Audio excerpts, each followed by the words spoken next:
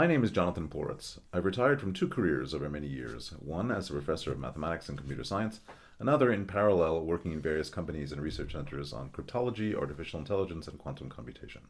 These days I think of myself as a gig worker in the open education movement. And my name is Kathy Giuffre. I'm a retired professor of sociology. I spent 30 years researching and teaching about communities, networks, social movements, and collective action. It often seems like today the world is going through a kind of slow apocalypse, with genocidal violence, devastating climate change, global pandemic, and on and on and on, all horribly exacerbated by an awful rightward trend in politics in so many nations. As people who want to do something to make the world a better place, we have found it hard not to despair. But then we remembered that our various careers and lives have given us tools which we find useful and which we hope may be useful to you as we try to resist the slide into dystopia.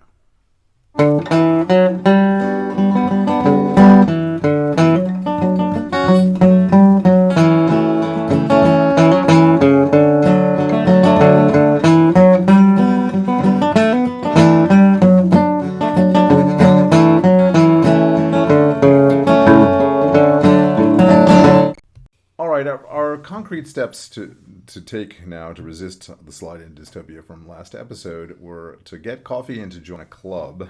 Both of these were about building authentic community, finding connections, so we cannot be atomized and we're easily dominated by fascists.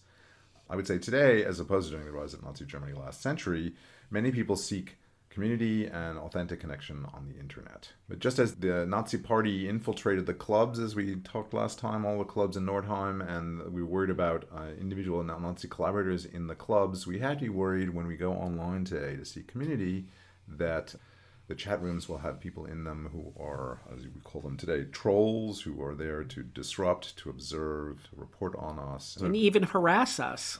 Absolutely, and even harass us. Especially for women, people of color, especially are often driven out of public places on the internet because of harassment from trolls. Yeah, so that's a real problem, and my contention is that knowing a little bit about the structure of the internet will help us, much as possible, prevent surveillance and prevent bad actors from coming in and disrupting our communications and potentially even surveilling our communications and our community building online. So I think we need to understand a bit of the structure of the internet, and the structure determined by its history, and the early history of the internet we'll talk a little about today. So people talk about in the history of technology, people call it path dependence. Well, the internet we have today may seem inevitable and optimized. In fact, it's the result of many sort of random decisions made, accidents that happen throughout history. So it's worth looking at the early history of the internet to see how we got to where we are, and some of the fundamental decisions are relevant to things we will do as we build community on the internet. There's a version of the origin story of the internet, which happened in the 1960s and 1970s, which paints it as an outcome of mutual assured destruction. MAD was the very descriptive acronym. And MAD was this doctrine that supposedly kept the peace between two nuclear-powered global empires, the United States and the Soviet Union.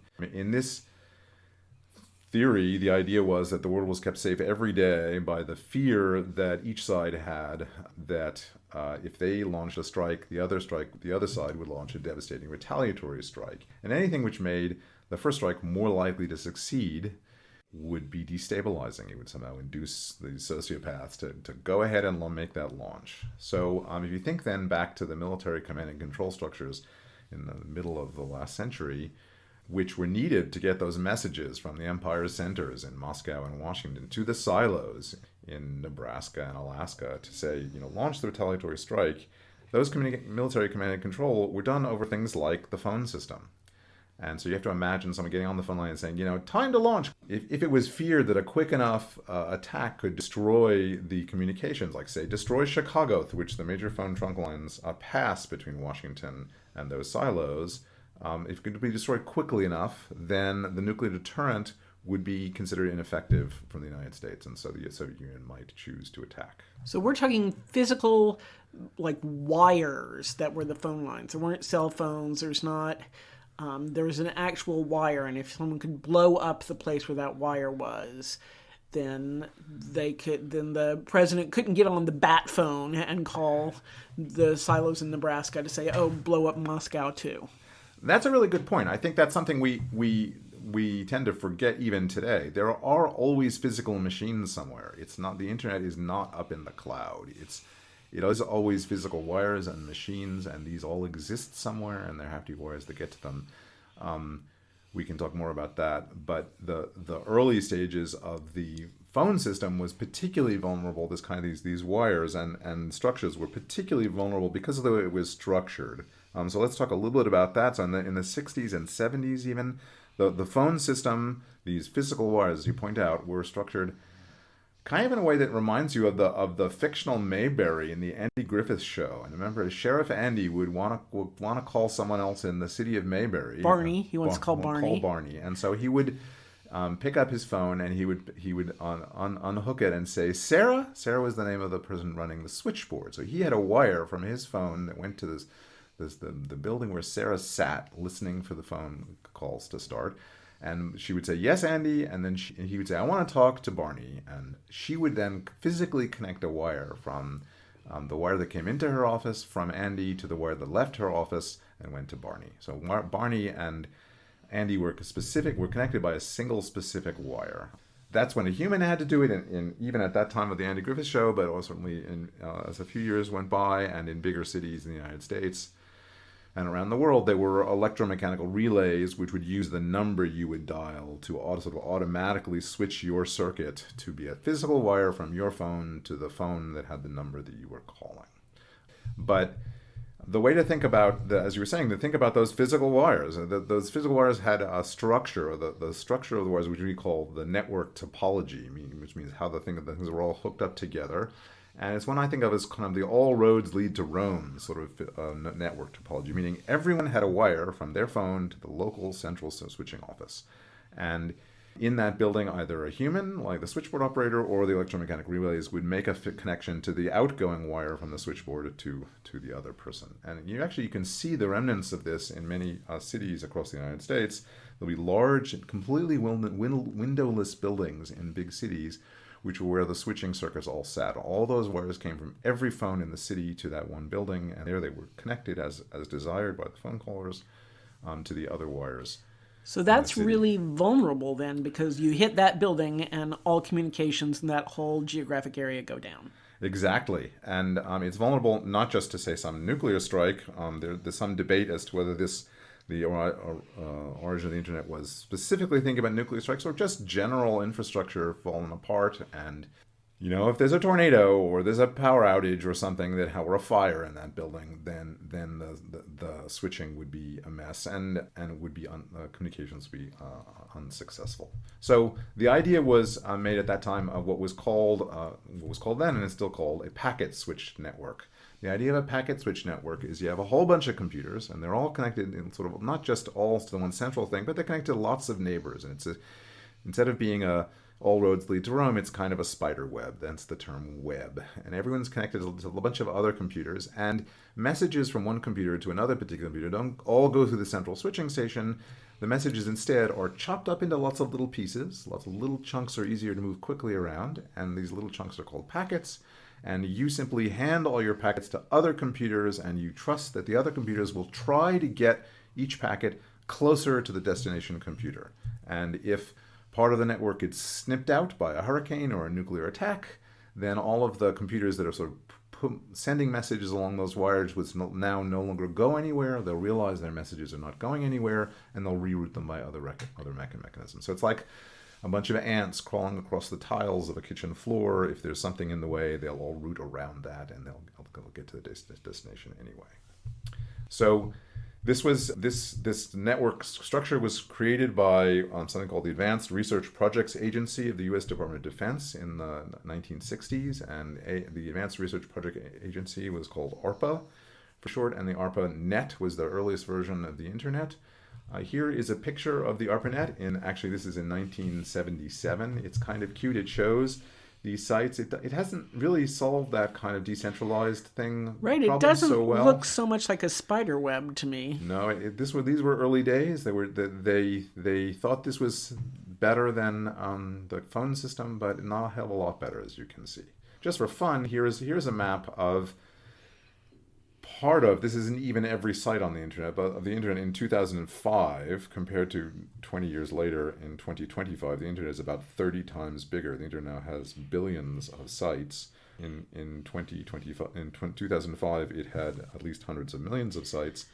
And as you can see, a far more spiderweb-like network here. And many is more this connections. the United States or the whole world or This what? is the whole world, I believe. This is from a project trying to map the entire internet. As you can see, the density of information is enormous here. There's a little zoomed-in panel that shows you every little chunk of this map has hundreds of sites in it.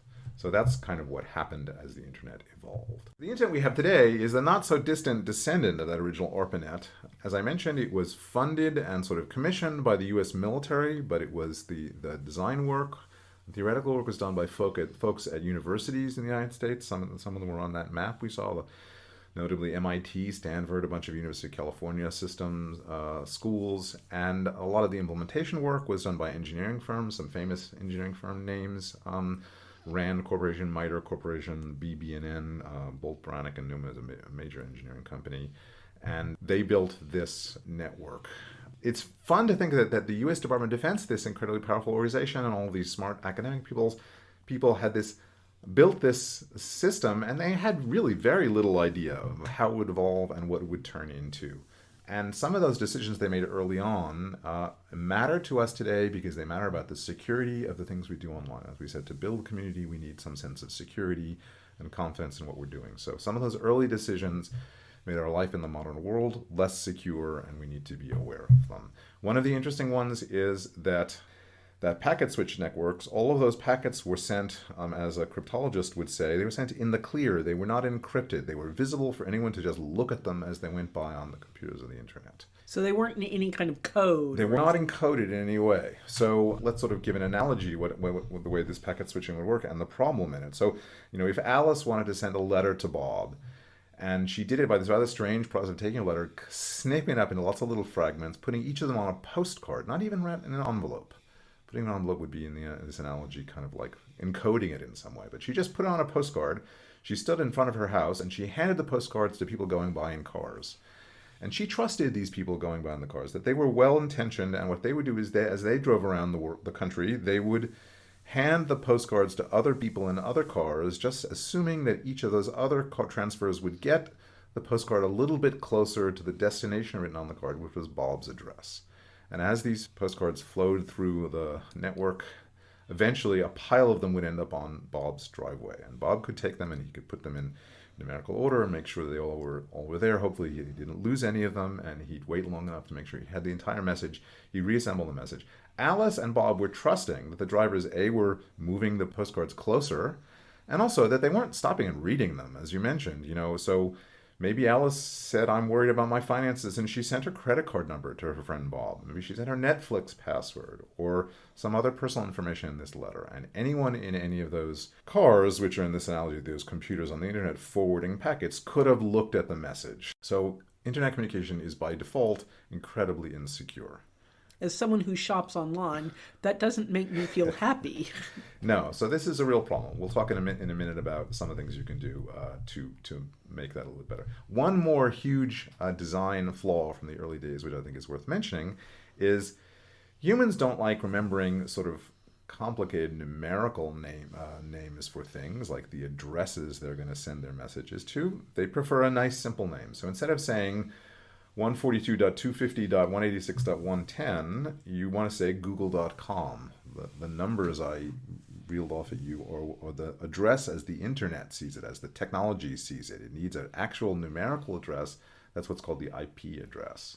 Humans don't want to remember that. In fact, I've already forgotten those numbers since I said them. It's not very catchy. Very catchy. So we want to remember something like google.com or newyorktimes.com or whatever site we want to go to. And there's a system that translates from the easy to remember human names into the numerical names that the machines like. And that's called the domain name system, or the DNS system. This is actually turns out to be a surprisingly important communication security issue, because, for example, suppose I want to go to my bank and I want to do some e-banking, and I type into my bank mybank.com, and then I start interacting with the website that comes up on my computer. Well, if someone has hijacked the DNS server and has redirected all the communication to mybank.com, to an IP address, which is an actual site that's not my bank, but it's some site that the hackers control. They can drain my bank accounts. So that's an important thing to be aware of. And that's a really scary thing. I agree. That was a design flaw from the early days of the internet. Okay, let's do one last bit of technical content for this episode. So the question you might ask is, what's on all those computers and what's flown around on those packetized messages on the internet? In the earliest days, what was on the computer was mostly plain text and data files for science and technology and some reference material. It's rather boring data. No cat videos? No cat videos in the early days of the internet. It's a shame. And the messages that were going, the packetized messages, were mostly communications like commands from someone at one of those network sites that we saw early in the early map, typing commands at the computer that are being sent across the internet to run a program on another computer elsewhere on the internet. And then the things coming back are just text information that's going to be displayed on the screen of the person doing the remote work. Again, no cat videos coming up yet. Accessing all that information is complex and unwieldy, and this is when you probably heard the name Tim Berners-Lee. He was a British scientist working at the European Centre for Nuclear Research, CERN, and he invented the idea of taking all those text files and making them sort of fancier, and he called them HyperText. And so HyperText has got text, but it can have embedded images and videos in the text. There are your cat videos if you want them. Yay. And they also can have things like, you can have something like, you can have things that we all are familiar with today, which are links. So those are little bits of text which you can click on, and they will take you to another resource, either even on the same computer on the internet, or maybe your resource is on a completely separate computer on the internet. The way we display hypertext files and interact with them and click on the videos or click on the links on hypertext files is with a piece of software called a browser. I use the browser Firefox. You've probably heard of Chrome or Safari and Microsoft Edge. So as I mentioned, Tim Berners-Lee invented the hypertext, and he invented a protocol, a way of interacting with these things called the Hypertext Transfer Protocol, HTTP. So you've probably seen HTTP:// Sure. a million times on the internet. Sure. What you're saying is, go to this resource on the internet and treat it like it's hypertext. Display it for me like hypertext. Remember, we said that communication on the internet is not encrypted, it's not secure. But there is a more recent version of the Hypertext Transfer Protocol, which is secure, HTTPS://. You may have seen that also in some of your websites. What that does is it takes Berners-Lee's HTTP protocol and just wraps it in encryption. It protects it so that if anyone sees your messages as they go by on the internet, they cannot steal your Netflix password or your bank account number or your credit card number or your cat video. So let's go back to the early history of the governance of the internet. So I mentioned that it was funded largely by the U.S. Department of Defense and sort of initiated from the U.S. Department of Defense, but slowly designed by a lot of academics and implemented by engineering firms through the 1970s, 1980s. Those folks in those organizations, I've also said they didn't really know where it was going and how it would turn to take such an important role in the economy and life today. They built a whole bunch of sort of alphabet soup of organizations that had responsibilities for different parts of the internet. Protocols handled by the IETF, there's the Internet Society or the ISOC, there's ICANN, Internet Corporation for Assigned Numbers and Names, which deals with those names and numbers and so on. A million of these organizations. There were also a few individuals who had prominent roles. There was a man named Dave Clark who had the title Chief Architect of the Internet from 1981 to 1989. Clark was an academic, but worked on a lot of these protocol designs and the early governance, and he famously said, "We reject kings, presidents, and voting. We believe in rough consensus and running code," which is a nice philosophy for running an incredibly important global organization and resource. You might say perhaps a little bit naive. I have a problem with this rough consensus and who's going to get roughed up by it. It also sticks a little bit on our craw to say we reject voting, right? So if we're not going to vote, who gets to decide? Right. And even the idea of running code, there was a certain kind of naive, belief in meritocracy and in the knowledge elite, and that the people who knew how to code knew better than other people. I think that's centralizing power in a way that we may not agree with. So that's all very interesting, Jonathan, but what does that have to do with resistance? What does that have to do with resisting oppression? That's a great question. And the answer is that we seek community and we seek people with whom to stand in solidarity and to resist on the internet today. It is the public sphere today. So we need to know enough about the structure to operate in this public sphere and to organize with our fellows on the internet in a way that is safe and secure and prevent bad actors from influencing us and from being surveilled by fascists. So, given what we know now about the openness of our communications, the fragility of this system, what are some specific things we can do that will help us be able to organize more safely and effectively? Okay, so there are three things that I'm going to suggest that we do as practical activities. The first one we should do is, as we've said, raw basic communication on the internet is insecure. It can be easily eavesdropped upon, and therefore everyone should always use HTTPS instead of plain HTTP. So in your browser, there is all modern browsers have a button you can select, which oddly is not usually automatically on by default, but you can go and find it, and there are detailed descriptions for the most commonly used browsers in the show notes for how to turn on that your device, even if you forget to type HTTPS or if you're following a link on a document to go to some site and it doesn't have HTTPS, your browser will automatically intercept that and it will try to go to a secure connection. So your connections will be by default secure, and you can talk about you can use your credit card number or talk about your Netflix password to anyone. So or talk about organizing, which is more relevant. Or talk about organizing. You will be as safe as you can from basic communication on the internet. The next thing is, I'm talking about organizing with folks. If you want to communicate with people, a very common way people would communicate is by email. And email is maybe, if you turn on HTTPS, your communication with Gmail or Yahoo Mail or whatever mail service you use, that channel will be encrypted, and so cannot be eavesdropped upon, but the service provider can read all your email. In fact, they're probably reading your email and using it to train AIs anyway. But you would like that the message leaving your computer is encrypted and then decrypted on the computer of the destination. So Alice would like her messages encrypted to go to Bob. This means put in some sort of code. Put in some sort of code so that not only can't be eavesdropped upon, but even Gmail, when they open, they run their system. If they look into your message, they will just see gibberish, which can be turned back into your actual message by the intended receiver. So it sounds complicated. There are wonderful tools, browser extensions that will automatically encrypt mail through the most common webmail servers. There will be links for information about how to do this in the show notes. And if you want to organize something and you are concerned about people maybe knowing about it, you should definitely use encrypted mail. It's a scary phrase, but it's incredibly easy to do. I do it with all of my students in my classes.